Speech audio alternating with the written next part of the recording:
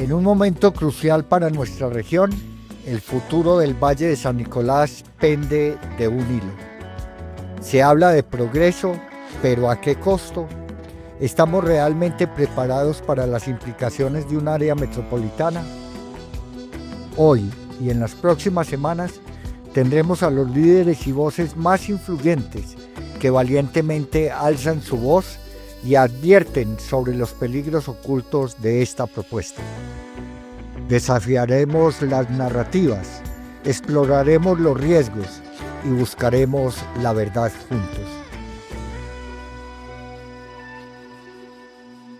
Seguimos en esta maratón de voces ciudadanas, hoy con Gustavo García, exconcejal del municipio de Marinilla, líder social de este territorio y por supuesto uno de los más apasionados miembros del no al área metropolitana en el oriente antioqueño. Gustavo, qué placer tenerte en esta maratón de voces ciudadanas. No, el placer es mío, Oscar, y insisto, hay que darte las gracias por el trabajo que venís haciendo. Vos más que nadie que te mueves en los medios, comprendes lo que se ha movido bajo la mesa para la pauta publicitaria y dar el reconocimiento público a seres humanos como ustedes, que la pauta no los ha puesto a guardar silencio. Lo que está diciendo Gustavo García es que aquí hay unos medios, la mayoría, no todos, por supuesto, que están comprados por políticos y empresarios para hacerle toda la campaña a ese sí al área metropolitana. Nosotros, desde nuestro medio, con plena conciencia y en defensa del territorio, vamos siempre a decir que no, porque aquí lo que hay por detrás es un negocio multimillonario, no la intencionalidad de desarrollar el oriente antioqueño, sino de hacerlo crecer para que hayan muchas ganancias para muy pocas personas.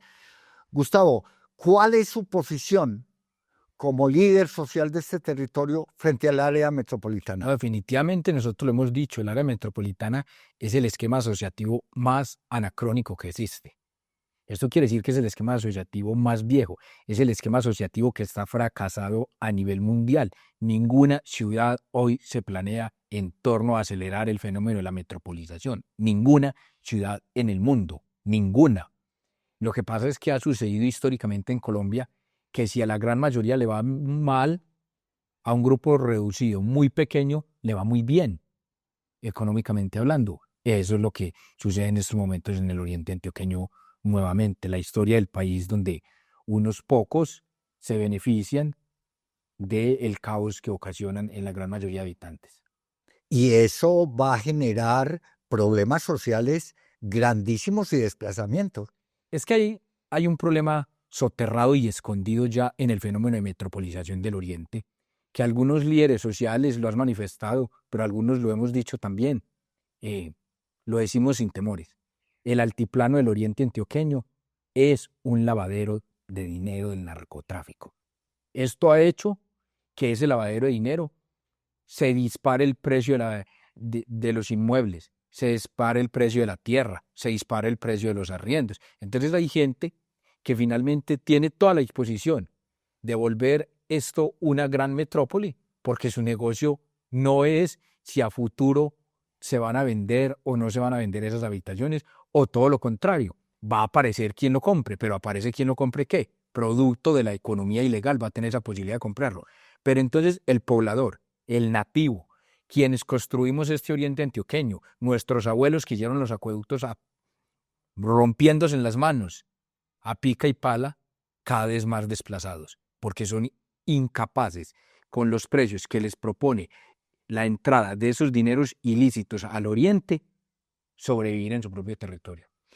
Gustavo, usted ha planteado que este proceso se ha hecho por parte de políticos, empresarios, la gobernación de Antioquia, Eugenio Prieto Soto, los alcaldes de esos municipios, a espaldas de la gente, a escondidas de la gente, y que han tenido una cantidad de errores en ese procedimiento que podría poner en otro país en pleno tela de juicio ese procedimiento y esos chanchullos que se vienen haciendo. ¿Cuáles son? Pues bueno, un recorrido rápido porque son innumerables y quizás haya necesidad de muchísimo tiempo para desarrollar cada uno de ellos. Lo primero es la convocatoria de los promotores, no se hace de manera pública. Se firma una carta de intención, carta que es escondida, no es presentada a la ciudadanía, no es ni siquiera debatida en los consejos municipales. Nos damos cuenta de esta carta, ¿por qué? Por una filtración de prensa, de quiénes eran los alcaldes que estaban firmando. Los alcaldes firmaron la intención de constituir área metropolitana y en sus consejos les preguntaban, alcalde, ¿usted firmó? Y decían que no. Y ya la carta estaba firmada. Después vino una serie de irregularidades en el proceso, antecedidos por lo que siempre han hecho de torcer la ley a su amaño, modificar la ley 128 para quitar la palabra hecho conurbado, porque no había conurbación en el oriente antioqueño. Luego modificar el porcentaje de participación, porque con el 25% lo aceptaban. Luego presentar ante la Registraduría Nacional del Estado Civil un documento técnico sin el lleno de los requisitos. En el mismo documento técnico diciendo que no se presentan, por ejemplo, gran fenómeno de metropolización en municipios como San Vicente y como La Unión. Dice la ley 1625 que se debe radicar previamente en la Comisión de Ordenamiento Territorial de Cámara y Senado el documento. En el control de versiones de ese documento, hay un apartado de ese documento técnico que se llama control de versiones, aparece como fecha de radicación el mismo día. ¿Cómo obtuvimos ese documento de control de versiones? Como todo se ha obtenido aquí, Oscar, a partir de un derecho de petición que nos maman gallo, valga la expresión antioqueña, nos maman gallo un montón de veces para entregarnos la información, nos entregan la información a media, tenemos que hacer una acción de tutela, la acción de tutela dice, sí señores, no les están respondiendo de fondo, entréguenle lo que están pidiendo, entréguenle lo que están pidiendo. En ese documento de control de versiones que estuvimos, dice que hace lo mismo, violando la ley 1625.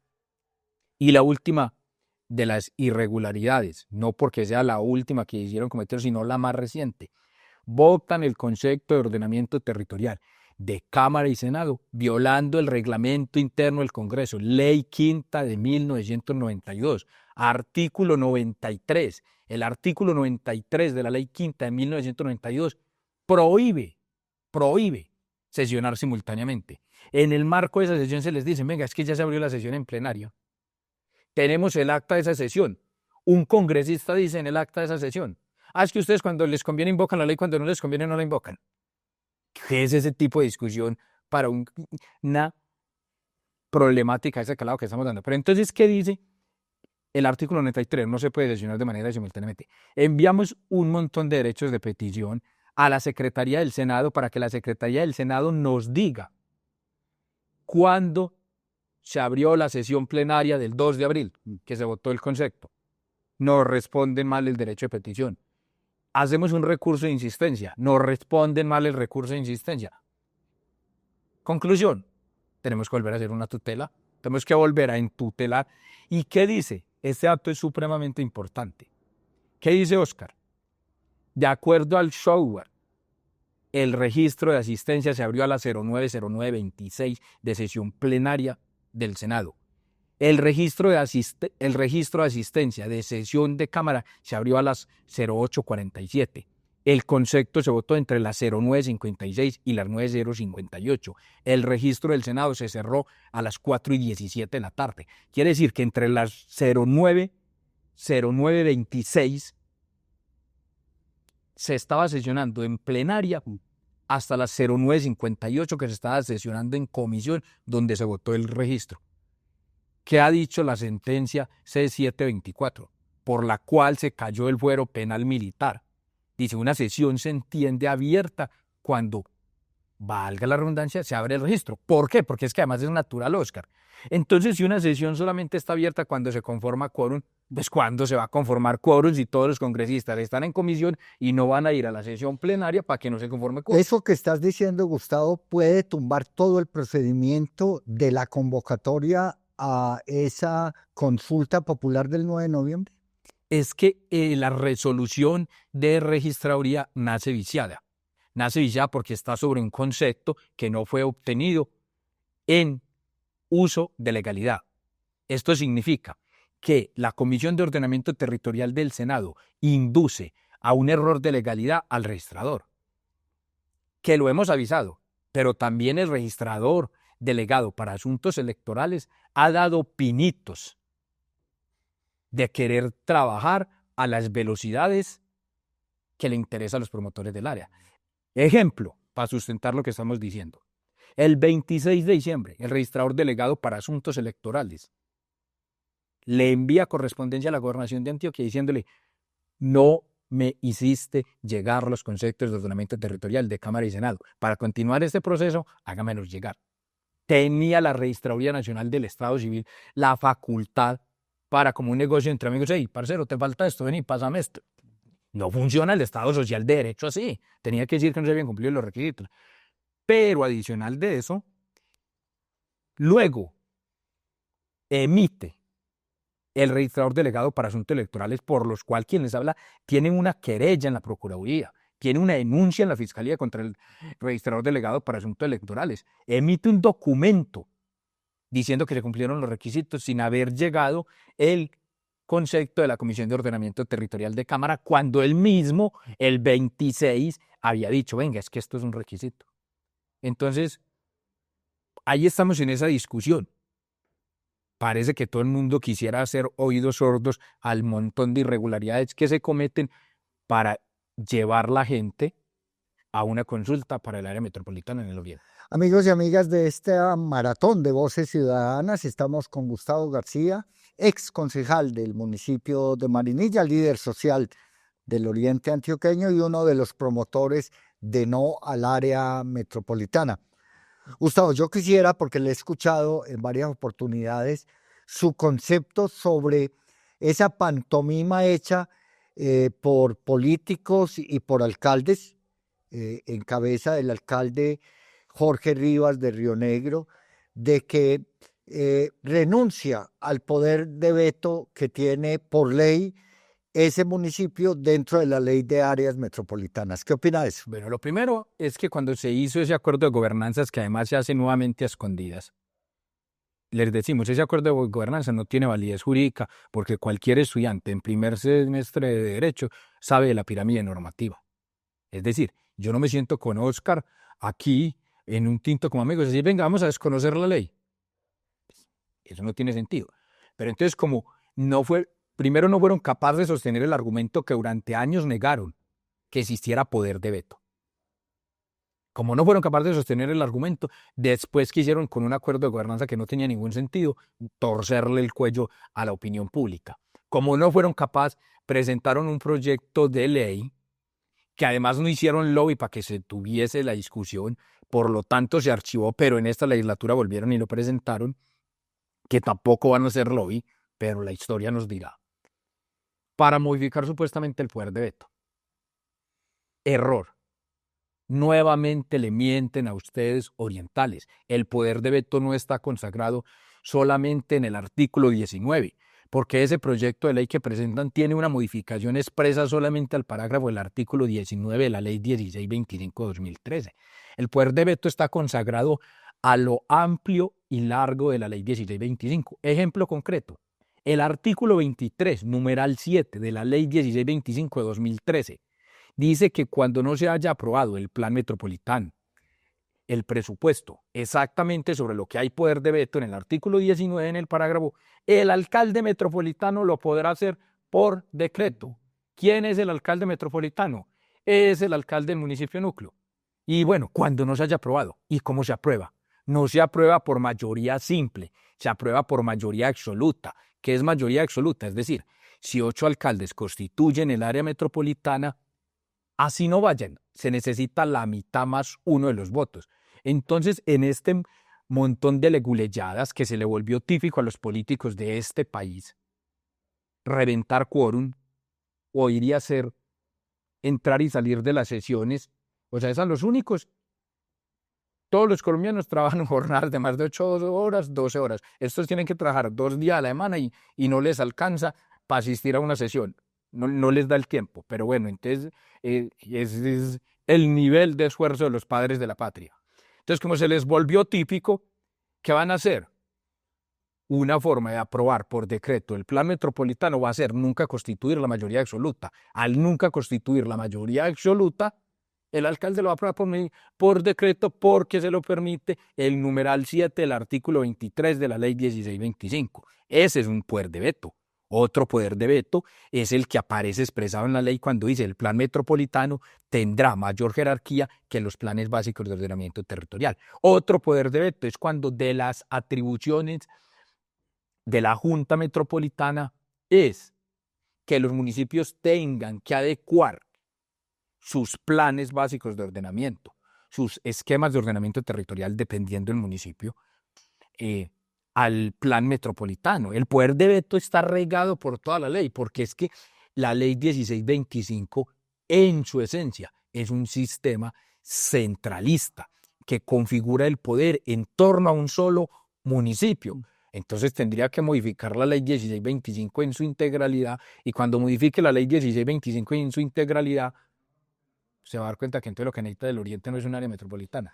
Gustavo, ¿qué decir, qué plantear frente a alcaldes como Hugo Jiménez de El Carmen de Iboral, que toda la campaña la hizo sobre la base de decirle no a sus electores, que no iba a aceptar la vinculación a un área metropolitana, y lo dijo explícitamente porque perderíamos autonomía como municipio?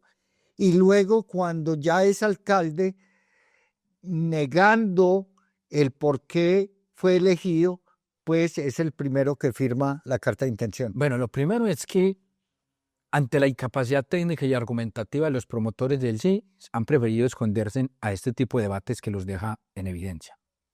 Cuando han dicho es que dejen que la ciudadanía decida, hay que notificarles que precisamente la ciudadanía decidió. Este no es un debate nuevo en el Oriente Antioqueño. Como bien lo señalas, Óscar, muchos de los foros que realizan las organizaciones sociales, que realiza el campesinado, que realizan los actores culturales en diversos municipios, estuvo la pregunta, ¿ingresaría usted a un área metropolitana? Y los que se hicieron elegir levantando la paleta que no ingresarían a un área metropolitana. Entonces, en Colombia existe una cosa que se llama el voto programático. Es decir, que lo que usted dice en campaña no es simplemente saliva, que lo que usted dice en campaña se traduce en su plan de gobierno, porque se entiende que de otra forma la democracia estaría incompleta, se estaría asaltando la buena fe del elector.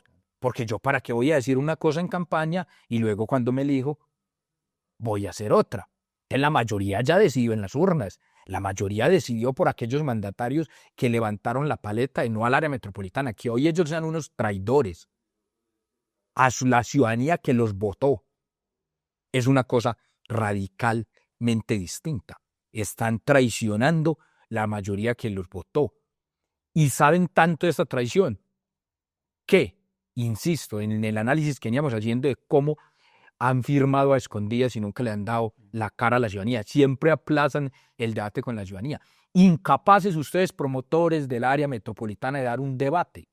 Incapaces. Hoy quieren poner el Oriente Antioqueño en un falso dilema, una técnica de argumentación que bien conocemos los que hemos estado en el movimiento social. Y ese falso dilema que quieren poner ustedes, los promotores del área metropolitana, al Oriente Antioqueño, es si asociatividad sí o asociatividad no. Por Dios, ¿quién en el Oriente Antioqueño ha dicho, Óscar, que no quiere la asociatividad? ¿Quién? Todos. Es más, la asociatividad ha nacido no de ustedes haciendo negocios a mantelillo. La asociatividad ha nacido de las organizaciones sociales reunidas en sus juntas de vecinos. De allá nació Cornare, de allá nació el movimiento histórico cívico del Oriente Antioqueño, de allá nacieron todas las juntas de acción comunal, allá se construyeron todos los acueductos que hoy ustedes quieren vender. La asociatividad no está en discusión en el Oriente Antioqueño. Son ustedes incapaces, promotores del área metropolitana, de dar un debate serio, y por eso más fácil ahorita van al tema. ¿Requiere el Oriente Antioqueño una asociatividad? Por supuesto que sí. ¿Qué estamos discutiendo? Que no es esa, Óscar, que no es la que le entrega poder a un solo municipio. Se acaban de gastar un infierno de plata, miles de millones de pesos, en convocar un foro para mostrar las bondades de las áreas metropolitanas. Tuvimos en el primer programa a la persona que le hizo el análisis para Naciones Unidas de las áreas metropolitanas que dice que no son convenientes hoy en América Latina ni en el mundo. El doctor Luis Diego Vélez, con el que arrancamos este programa, Gustavo. Marinilla dijo que no al área metropolitana. Sin embargo, luego, desde la Casa Política de Río Negro, convocaron a sus políticos en Marinilla para tratar de torcerle el cuello a esa decisión del alcalde y de las comunidades. ¿Usted cree que esa acción, que además no les dio porque iban a recoger firmas, no les dio lo de las firmas y ya no aparece en la consulta popular, qué puede pasar o qué pudo haber pasado? No, pues pudo haber pasado que definitivamente la ciudadanía en un municipio como Marinilla está convencida de que el área metropolitana no es el esquema asociativo que le conviene a Marinilla. Por eso acaban de hacer un ridículo monumental. Nunca me quise referir a los promotores del área metropolitana en Marinilla, porque con toda la tranquilidad, sin arrogancia, pero tampoco sin falsas modestias, acaban de aparecer en el escenario público.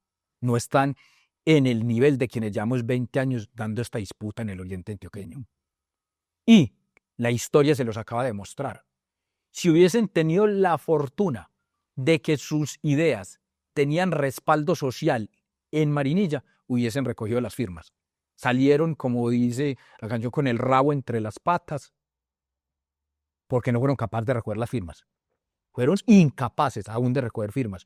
Una cosa que además es sencilla de hacerse, pero ante la negativa Marinilla no tuvieron esa posibilidad ni siquiera de recoger esas firmas en el oriente. Entonces Marinilla seguirá, digamos, dando la disputa, seguirá aparte por ahora, digamos, de esta discusión. Evidentemente en cada municipio hay gente que le favorece, que a la gran mayoría le vaya mal.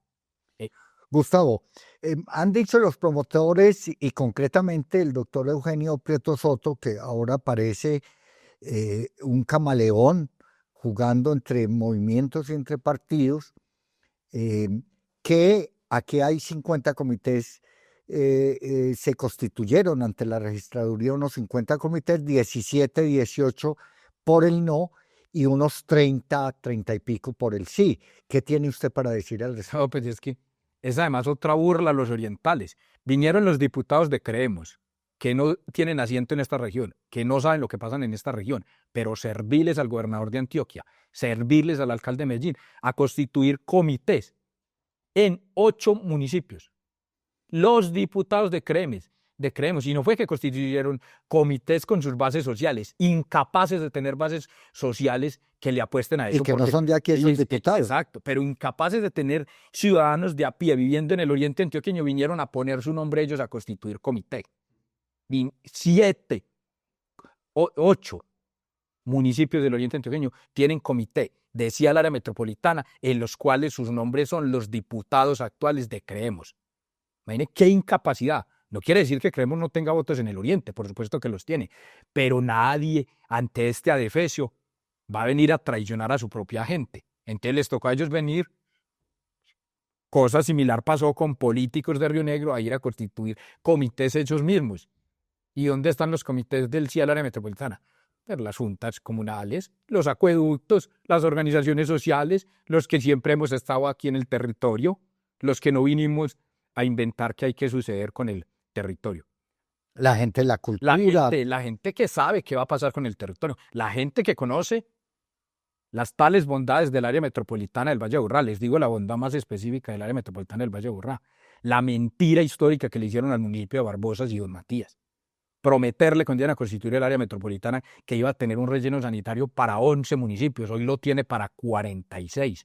Que iba a tener un ecoparque, no tiene ninguno. Hoy genera externalidades de carácter negativo que uno ni se imagina, Oscar. Le voy a decir una sencilla. Los campesinos dejan sus vacas pastando cerca del relleno sanitario. Si no están pendientes día y noche de una vaca cuando tiene un parto, las vacas se mueren porque la cantidad de gallinazos que hay en el momento en que desprende la placenta del animal es una cosa que parece sencilla, pero imagínense al nivel de externalidades que genera eso, los gallinazos secos. Y que seguramente, Gustavo, y digámoslo con toda claridad, o bien La Unión o bien San Vicente Ferrer van a ser los basureros del área metropolitana de aquí si se constituye. Ah, claro, y la historia les cobrará a los mandatarios que hoy están al frente de San Vicente y al frente del municipio de La Unión la falta de gallardía de no haber sido capaz en un momento histórico de jugar del lado de su pueblo, de haberle dicho no al chantaje de la gestión de la gobernación de Antioquia y estar entregando la autonomía de sus municipios. Independiente de lo que en los resultados electorales, la historia les va a cobrar esta traición que le están haciendo al oriente antioqueño. Tengo un minuto, Gustavo, para que le diga a la gente de frente por qué debe votar no al área metropolitana, no a UNAMO, el 9 de noviembre de este año. Muy sencillo, porque ustedes hacen parte de la gran mayoría que yéndoles mal posibilitan que a un grupo pequeño, minúsculo, asentado en el municipio de Río Negro, con entrañas en la gobernación de Antioquia, le vaya bien. Y no significa que a ellos les va a ir mal. No necesitamos que a nadie le vaya mal. Necesitamos que a todo el mundo le vaya bien. Y para que a todo el mundo le vaya bien, el esquema asociativo que permite que aquí sigan habitando campesinos, que esto siga siendo una despensa agrícola, que esto no se vuelva una selva de cemento, no es el área metropolitana. Ustedes se lo deben a sus abuelos, se lo deben a sus padres. Aquí se han dado luchas históricas por la defensa de este territorio. Hoy es el momento de que ustedes la den. Y la forma más sencilla de darla es juventudes, gremios culturales, asociaciones comunitarias, ciudadanía en general, este 9 de noviembre, no al área metropolitana en las urnas. Amigos y amigas del Oriente Antioqueño, Gustavo García, otra voz en esta maratón de voces ciudadanas que quiere constituir un frente ciudadano en contra de políticos y urbanizadores que quieren constituir en este maravilloso territorio una selva de cemento. Y por eso decimos no al amo.